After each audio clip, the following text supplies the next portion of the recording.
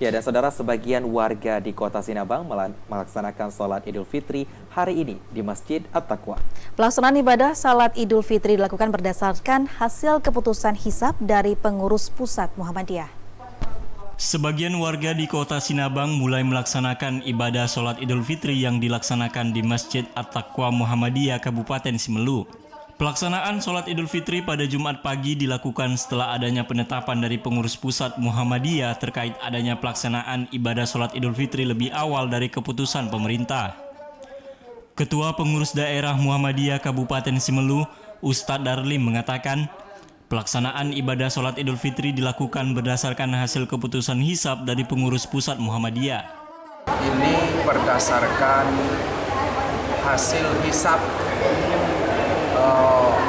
majelis tarjih dan tajdid, berdasarkan hasil keputusan hisab majelis tarjih dan tajdid pusat, ya, Muhammadiyah pusat. Pelaksanaan ibadah sholat Idul Fitri yang diikuti oleh ribuan warga ini berjalan dengan aman dan lancar. Dari Simelu, Al-Ashab TVRI melaporkan.